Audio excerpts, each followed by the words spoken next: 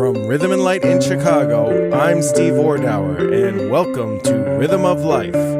Today on the show, we welcome one of America's foremost civil rights, religious, and political figures, Reverend Jesse L. Jackson Sr. This episode is part of an ongoing series about the Emmy Award-winning gospel television program Jubilee Showcase that was a who's who of gospel greats in the 60s, 70s, and 80s, and its outspoken civil rights activist, producer, and host, Sid Ordauer. I sat down with Reverend Jackson for a documentary interview about this vital piece of American culture at Rainbow Push on the south side of Chicago, the headquarters of an organization Reverend Jackson founded years ago that merged Operation Push, People United to Save Humanity, and the National Rainbow Coalition. The mission of this merged organization is to protect, defend, and gain civil rights by leveling the economic and educational playing fields and to promote peace and justice around the world. Before this, Reverend Jackson worked closely with Dr. King, becoming a full-time organizer for the Southern Christian Leadership Conference, otherwise known as the SCLC, and was soon after appointed to direct the critically important Operation Breadbasket program. Over the past 40 years, Reverend Jackson has played a pivotal role in virtually every movement for empowerment, peace, civil rights, gender equality, economic and social justice, and it is my distinct pleasure and privilege to speak with him. When I interviewed Danny Davis, he said that my father really didn't try to relate to people when he was crossing socioeconomic, racial, and religious lines. You know, most people, when they try to cross racial, social boundaries, people try to relate. But Danny Davis said my father really didn't try to relate. He just naturally did for whatever reason. He was just able to relate to people on a very human level. I think that's what I really want to say about Sid. He was effortless in relating to people across what we've seen as racial or ethnic or religious lines.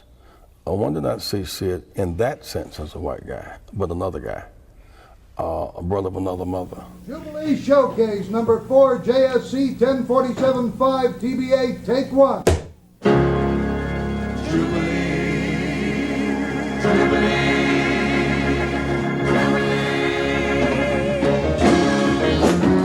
Sid Ordauer for Jubilee Showcase, the program featuring the great gospel, spiritual, and Jubilee songs to bring you soul-satisfying enjoyment and inspiration. With us for this special program is a truly great artist and his group, blazing a magnificent gospel trail across America and throughout the world with their glorious songs of faith. From California, Andre Crouch and the Disciples, and here they are with Andre's great recording hit, Just Like He Said He Was. He's coming back for me. He's coming back for me. Well, in the twinkling of an eye. I first met him in 1964 when I first came to Chicago. Because there was this, all the gospel artists that we'd ever seen down south. Albertina Walker and the Caravans and Priscilla George and the Soul Stirrers. These great artists that we're going to see one night in passing, they all congregated at Jubilee Showcase. So it was like a must watch. It was a joyous adventure to watch them. And Sid was such an excellent master of ceremonies and host for them. And he and they were one. Widely known as the Minister of Music of the great institutional radio choir of Brooklyn, New York, J.C. White is one of the most talented choral directors, arrangers, and composers we have in gospel music today. In 1972, he organized the J.C. White Singers, most of whom are members and lead singers with the institutional radio choir. Now recognized as one of our nation's finest gospel ensembles, these unique artists present mostly original material by their founder. And here's a good example as J.C. White offers I'm Saved. For a long time, walking around in sin, no God on my side, had no peace within. My mind was vexed, confused from day to day, wandering around like a blind man, just couldn't find my way. Right now I'm saved by His power divine. I'm saved to new life. I'm saved by the Lord's saving grace. Hallelujah, I'm saved because Jesus took my place.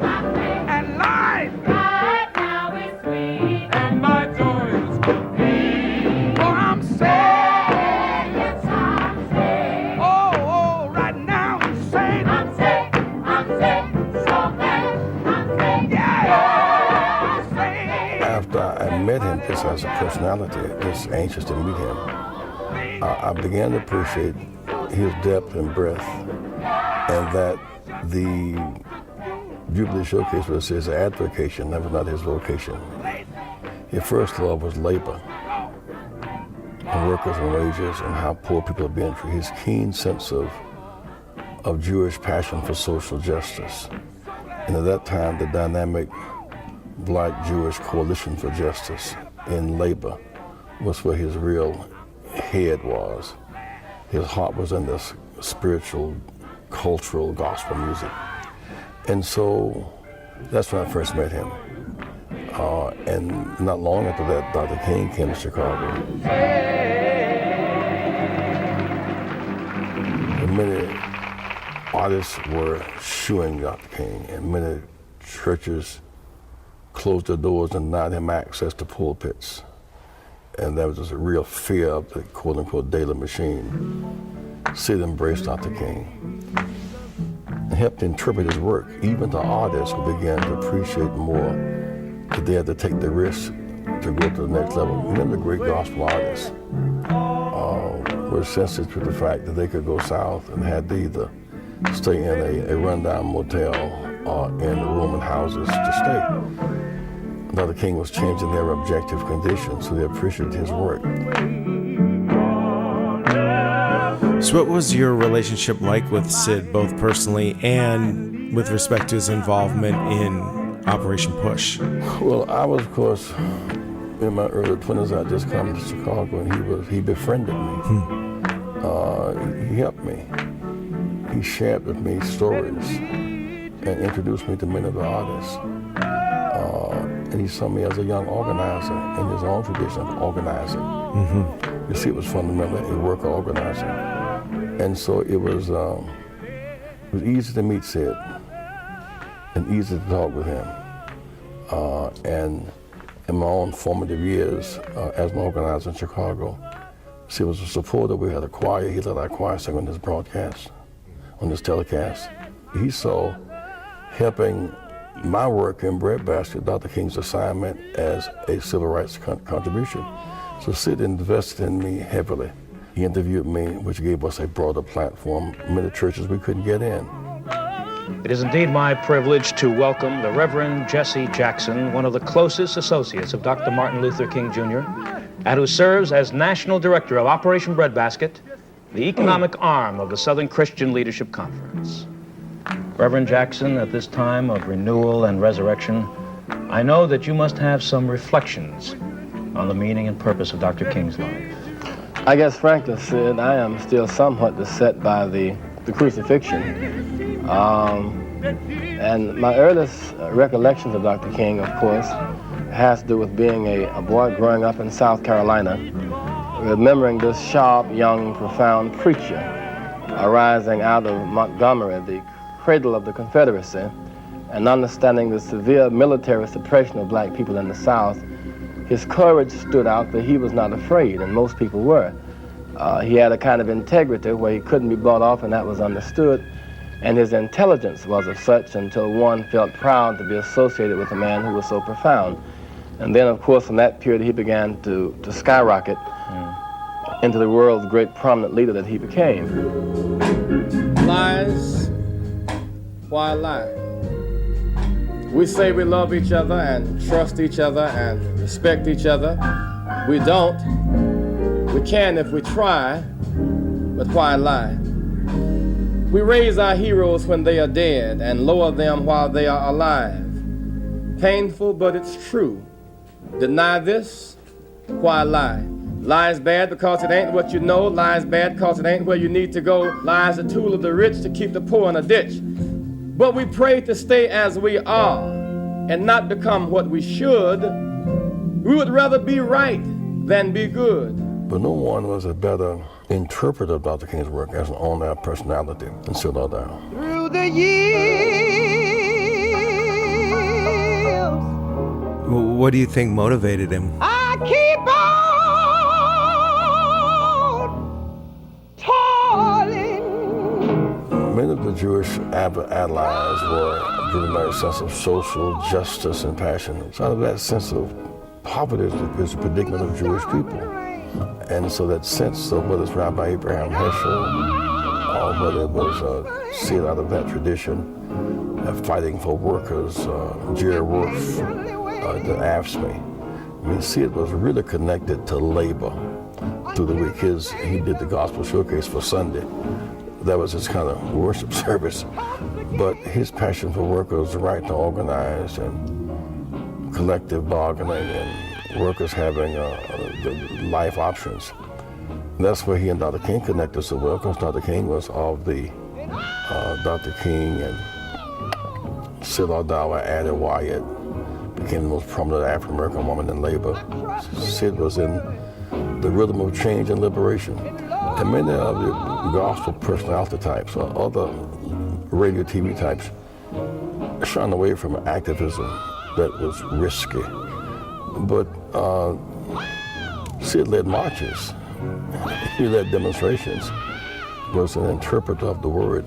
You know, I was going to ask you about how he utilized Jubilee showcases, just part of his overall advocacy, which you just spoke to. But what was also interesting is how bold he was, being on the forefront of such issues as labor and civil rights, and how outspoken he was. And he just really wasn't concerned with his reputation in the conventional sense. His appreciation for labor was kind of pre-Dr. King, by the way. And of course, relating to Dr. King in the South. Dr. King came to Chicago in '66 out of Selma. That was a pivotal turning point in our struggle, bringing the nonviolent struggle north. Many people came south to help us, maybe even in a paternalistic sense, were not willing to fight up north, up close at home. And Dr. King faced a group of ministers who held a press conference, and there was no place for him in Chicago. Sid Aldawa joined a group of ministers and labored this to say Dr. King was very necessary here. This was the home of labor, and apply to working people was the mission of the civil rights struggle. So it's one thing to have the right of public accommodations if you can't afford to eat the food that you can order, or to have the right to vote, to have a right to education or to health care. So Sid saw the holistic the tension between the few who had so much and many who had so little. Outsiders, they refuse to help us. Yeah, and they down us for living the way we do. But when you're born, the child of a poor man, oh, they say the ghetto is the only place for you. And so his fight for social justice, many people will celebrate Jesus of piety, and they'll clasp their hands and look down and feel a vibration within. But Jesus was not killed by a combination of the government and the high priest because he was pious. He fought to change the objective conditions of poor people. The Staple Singers are fast becoming a musical institution, and it's a great joy for us to see them rise to such great heights of musical fame. No matter where they perform, in the great concert halls, or at colleges and universities, on the national and international television programs, or in the churches from which they came, they are a devoted family singing the songs of the people. And here they are with a song which expresses a folk dimension to their music, the great Staple Singers and Gotta Be Some Changes Made. There's trouble all over this world. Confusion is everywhere. But I'm looking for the day when there'll be nothing but love and happiness everywhere. But it's got to be some changes, got to be some changes made. You know we gotta make a change somewhere. Yes, we have got to be some changes made. I said we gotta make a change somewhere. People all over this world, they're 'cause we are fighting, brawling, our great leaders falling, 'cause we don't want to integrate. But it's got to be some changes, got to be some changes made. You know we gotta make a change somewhere. Yes, we have. Yeah. I said we gotta make a change somewhere. And so you measure character by how you treat the least of these. There's trouble all over this world. I say confusion is everywhere. But I'm looking for the day when there'll be nothing but love and happiness everywhere. But it's got to be some changes, got to be some changes made. I say we gotta make a change somewhere. Yes, we have. Yeah. Oh, we gotta make a change somewhere. We want peace. How you treat those whose backs are against the wall. I was hungry and you fed me. Somewhere. We want love. I was naked and you clothed me. I was in jail and you visited me.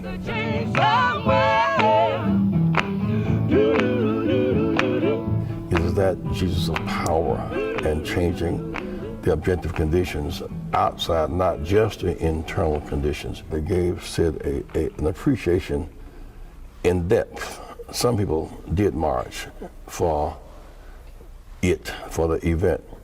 But Sid had an appreciation of labor and civil rights that was not ordinary. Yes, being not ordinary seems to be a running theme with my father. Thank you for that. I'm also curious how close he was to Dr. King. Very close, because, for example, when we had the big rallies, Sid was the unanimous choice to be the MC, because he could make it happen, you know.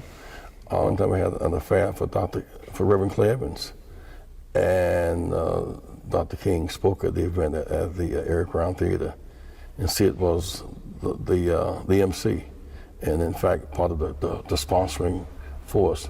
So we all knew Sid immediately, because before we had these athletic heroes, you have a different hero every season. It's a basketball hero, and it's a baseball hero, and it's a track hero, and a boxing. With the except of people like A. Joe Louis, or like A. Jesse Owens, or like A. Jack Robinson, the force that moved us was the Dixie Hummingbirds. It was the Swan Silvertones. It was the Soul Stars. Lord, I'm toiling through the storm and rain. Lord, I'm patiently, Lord,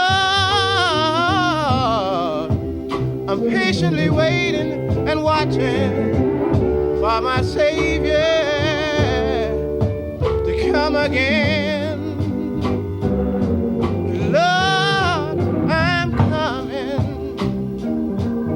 Lord, I'm coming. And every day, Lord, I'm trusting in your word. Lord, keep me, Lord.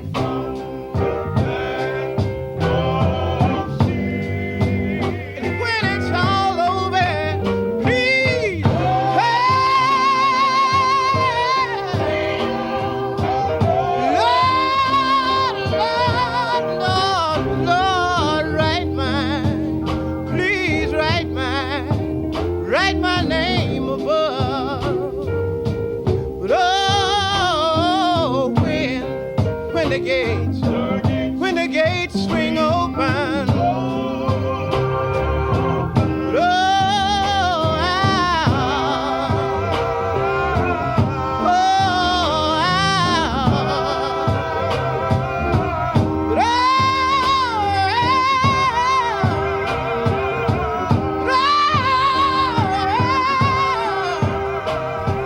It was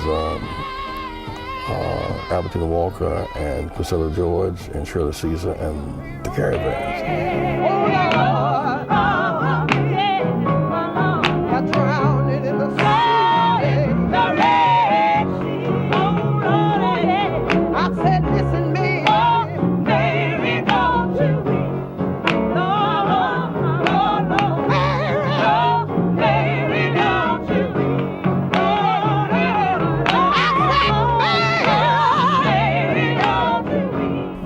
Davis Sisters out of Philadelphia. Have you heard of the city? Streets are paved with gold. Have you heard of the city? Streets are paved with gold. Have you heard of the city? Streets are paved with gold. And that's why they city. I love. Meet me in the city. Meet me in the city. Meet me in the city. Meet me in the city. Meet me in the city. City for square. Meet me in the city. Just addiction. It was Aretha Franklin. It was these artists with all this huge talent tied up in these choir platforms. They had no outlet. And that became really Sid's niche. He was the conduit through which talent had been hidden in the dark and make its way out. What makes a light come on or off is not the switch, it's the conduit. And truth, like electricity, requires a conduit. He was that outlet, that conduit. And I think at first they thought that having the gospel show on for Saturday morning was a throwaway time. But whatever Phil and Leonard Chess were to radio and recording, Sid was that to gospel. Whatever Barry Gordy and Motown became to this huge outlet, so out there was that to gospel. Because many times gospel artists at that time were always tremendous. They had no platform. Sam Cooke had to break away to get a platform. Aretha Franklin had to break away to get a platform. But the forerunner to even the Stellar Awards today, and what Don Jackson does today in TV, its roots are in Sid Ordauer's breakthrough on television. So the Throwaway Show became, in some sense, a premier show. Yeah, it was an extraordinary achievement, no doubt. And it really made me wonder about what gospel music means to you personally. I mean, given that it was the backdrop of the civil rights movement and you were so active and one of the leaders of the movement, could you elaborate on your relationship to this incredibly unique and powerful artistic expression of spirituality? I remember when I was a kid in South Carolina.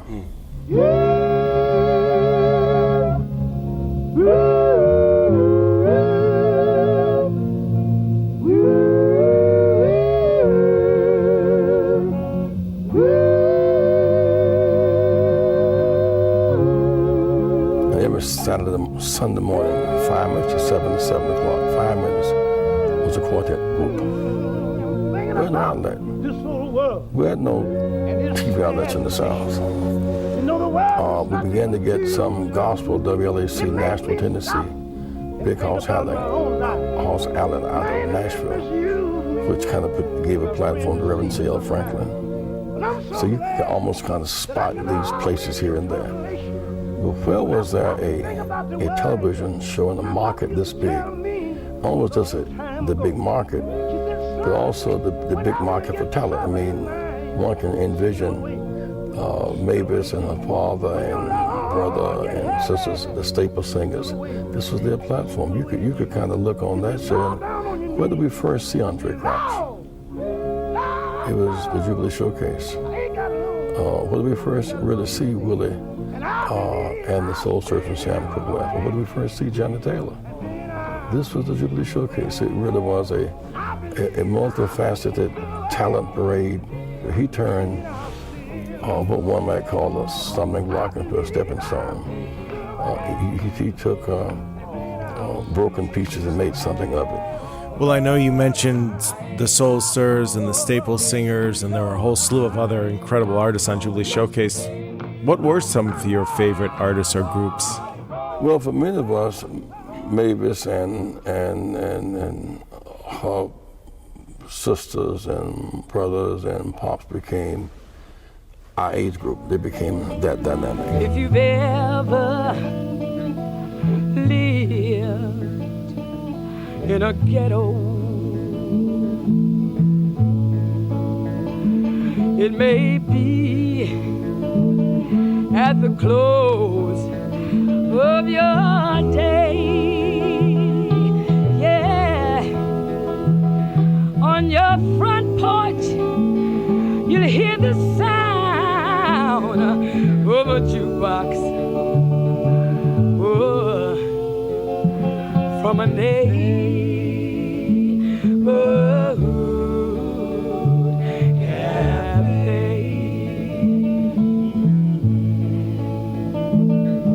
At noon, you may hear neighbors fussing when a kid breaks a window pane. Yeah, at night, at night, at night. Oh, you may be awake by the sound of an outward bound train. And of course, Mavis's career has endured the Dixie Hummingbirds and Ira Tucker. But so many artists in Chicago, Dolores Barrett Campbell, they were out there. That was the way that Jesus was being true, because he said, do unto others as you would have them do unto you. I want him to shower me with his blessings from up above, and then rock me, rock me, rock me in the cradle of his love. I want him to lead me and guide me in everything I say and do.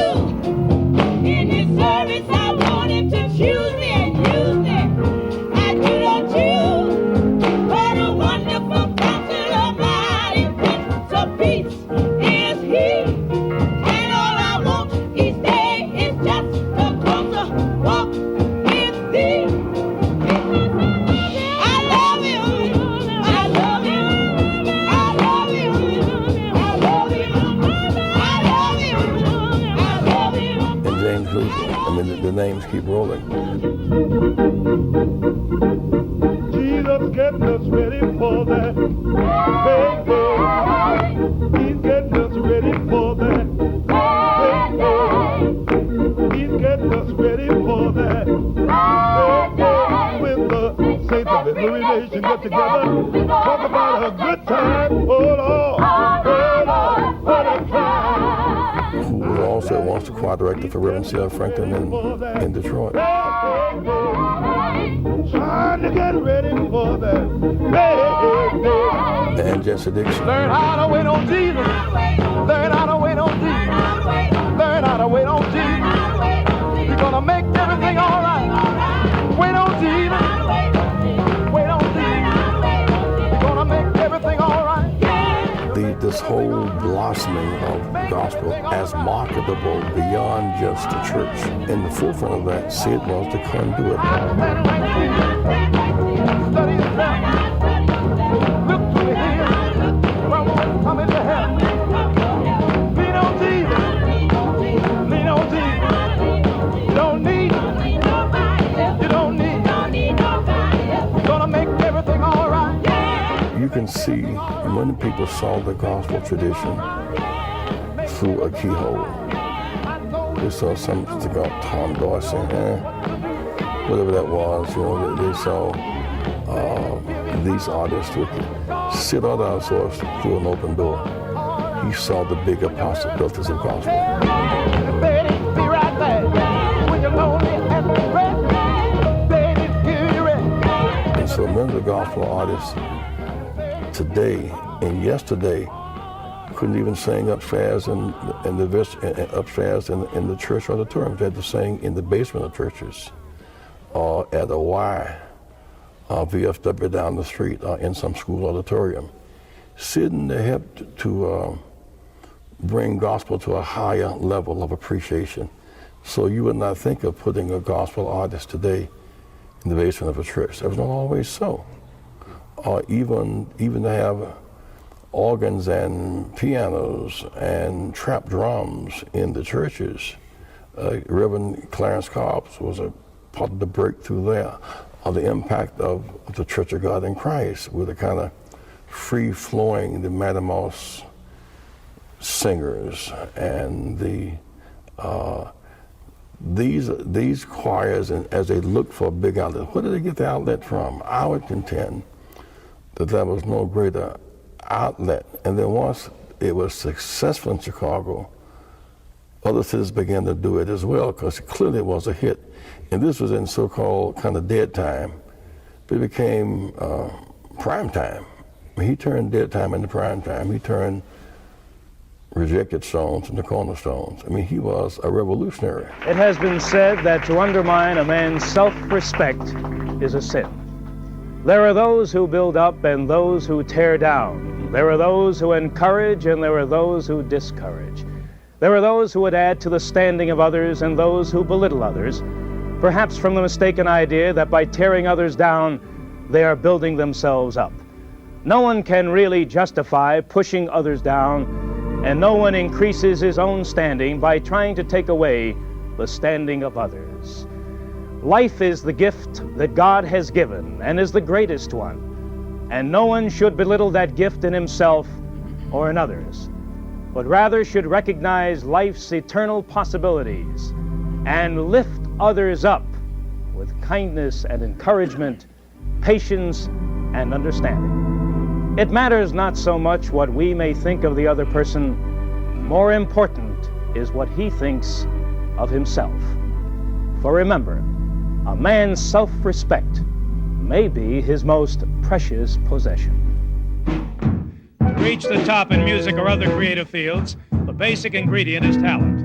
The Pilgrim Jubilee Singers have Talent Plus, combining the soul of gospel with excellent harmony and rhythm. In hundreds of cities across the country, in the Apollo Theater in New York City, on television recordings and radio, they have a musical message for everyone. They demonstrate this as Cleve Graham leads the way with Trouble in the Streets. We are having a lot of trouble in the streets, y'all. Now, ain't that right? Ain't that right? Yes, it is. Ain't that right? In terms of access and opportunity for gospel artists and for it as an art form. But I am as sensitive to his work with the Urban League, NAACP, Organized Labor, ACLC, Dr. King, A. Philip Randolph, as well as his passion with people like Tom Dorsey, Dr. Thomas Dorsey. His real passion he was a freedom fighter. Tired of waiting for something to be done about this world today. For the 20-year mayor, Congressman Danny K. Davis. soul brother and good friend and honoree Sid Ordow, and to all of you, my brothers and sisters in the audience. It's so good to be here, and especially is it good to be here with Sid, because I can remember so many times and so many places that Sid has been with us. You see, Sid was with us when we protested the police killing of Fred Hampton and Mark Clark. He was at the prayer breakfast, but nobody was there but Reverend Murray and myself. Sid has been all around. But he was at the pavilion. And was he at the pavilion? It was Sid Ordow who said, yes, we can. And other people said, no, we can't. It was Sid Ordow who understood the pulse of the people and who knew that the time had come. It was Sid who brought in the thousands and thousands and 10,000s of people to the pavilion on the west side of the city of Chicago. A move that many people think turned the tide in the campaign where Harold Washington was elected mayor. And Sid did it. Sid did it because he understood that if you believe in yourself, and if you believe that you have a dream and a mission, and if you believe that you will always win and cannot fail, and people said it couldn't happen, Sid was whispering to me. And Sid said to me, you know, Danny, we're going to make it. Because if you think you're beaten, you are. If you think you dare not, you don't. If you'd like to win but think you can't, it's almost a cinch. You won't. If you think you'll lose, you've lost. For out in the world we find success begins with the fellow's will. It's all in the state of mind. If you think you're outclassed, you are. You've got to think high to rise. You have to be sure of yourself before you can ever win the prize. Life's battles don't always go to the stronger or faster man. But sooner or later, the Theodore Dowds of this world will win because they think they can. See you in the next round. It's a long, hard way, but we make it every step of the way. Yes, it's a long, hard way. It's a long, hard way. It's an uphill journey. It's an uphill journey. We're on our way. Yes, we're on our way. Monsignor John Egan. He has had more sensitivity to the suffering of the least amongst us than most of the theologians I know. If the late Dr. Martin Luther King was truly a drum major for justice, then it was Sid who got him the drum. Chicago Mayor Harold Washington. It was a crusade against bigotry and racial injustice. As far back as in the army, I've heard about it. After the war, he returned in December 4 to form the Progressive Party, which, whether you know it or not, has been a tremendous influence on the politics of this city. He says if you didn't know he was real, no one could convince you that a guy like that was trying this earth. One of the most selfless individuals I've ever known. We make it every step of the way.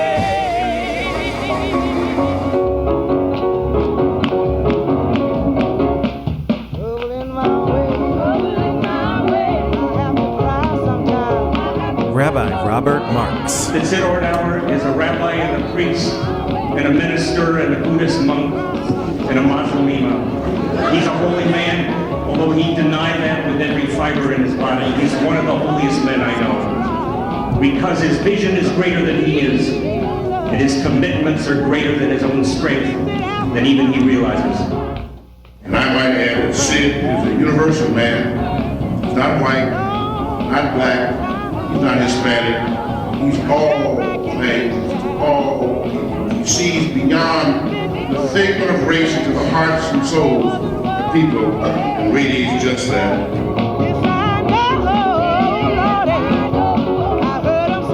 Pulitzer Prize winning author Studs Terkel. Well, Sid is like Hillary. He was here. He was always here when there was a battle, when somebody was against the wall. Sid was with him. We look back at some sort of justice. What are we going to do in 1987? We're going to complete what we started in 1983. We're going to heal this city. We're going to turn it around toward fairness and justice for everybody. Is that right? So here's what we're going to do. We are going to stand. What? Hip to hip. Shoulder to shoulder. Flank to flank. We're going to stand with our leader, a man who symbolizes our movement, and we're going to re-elect Harold Washington, mayor of the city.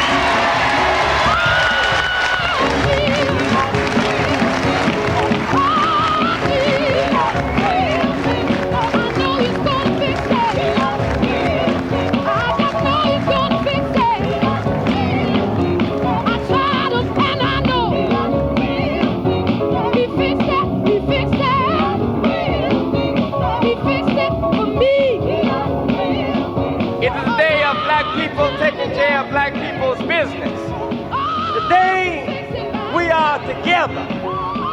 We are unified and on one accord. Fix it, fix it, fix it, oh, fix it, oh, fix it, fix it, fix it, oh, fix it, fix it, fix it, fix it, fix it, fix it, fix it, we sure will fix it. But when we are together, we got power and we can make decisions. We sure will fix it, oh yeah, oh yeah. Today on this program, you will hear gospel and rhythm and blues and jazz. I want my life to be an example for him in every way. I want to treat my brothers the way that Jesus wants me to, because he said, do unto others as you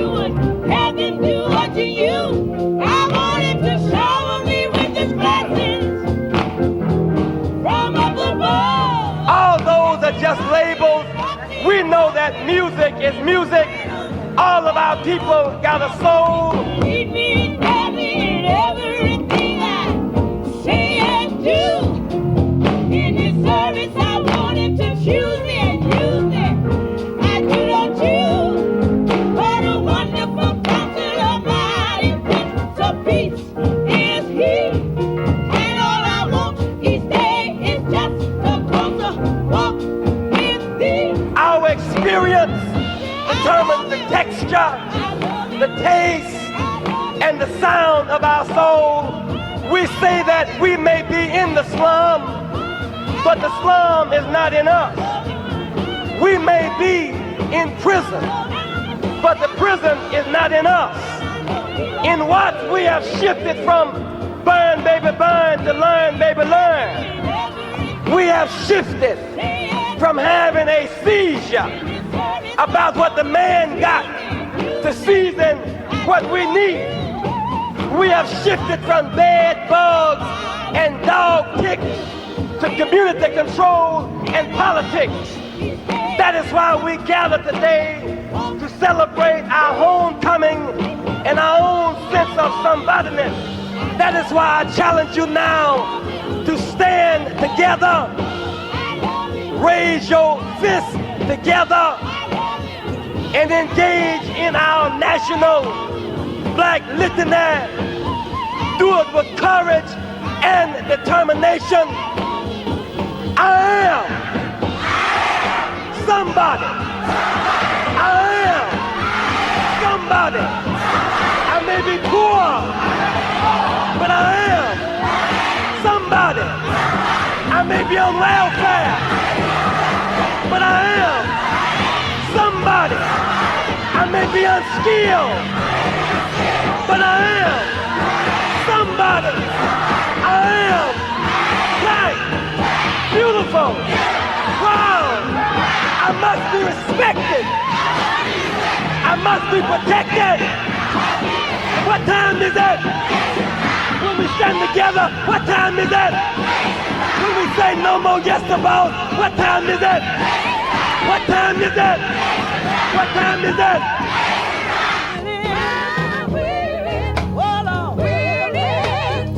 People care that you know. But they really want to know that you care. And his power of caring is magnetic. We shall forever love Sid Ardauer and thank him for his contribution to this art form called gospel music. He's coming again. Oh, yes, He is. And I believe it. Oh, yes, He is. To learn more about Jubilee Showcase and enjoy outstanding gospel music from this groundbreaking television show, subscribe to the Jubilee Showcase YouTube channel for full performances posted weekly. You can also access a newly released 36-song compilation on all major streaming platforms. Just search for Jubilee Showcase. And you can stay up to date with all the latest information about this show on the Jubilee Showcase Facebook page. Join us next time when host Bob Hercules speaks with accomplished filmmaker Steve James, who brought us Hoop Dreams, The Interrupters, and was nominated for an Oscar for Abacus, Small Enough to Jail. You won't want to miss this thought-provoking conversation with this important and fascinating filmmaker. And if you enjoyed this program, please subscribe, leave us a rating and review so more people can find out about us, and share about Rhythm of Life on social media and like us on Facebook. Thanks for listening. I'm Steve Ordauer. This has been a Rhythm and Light production.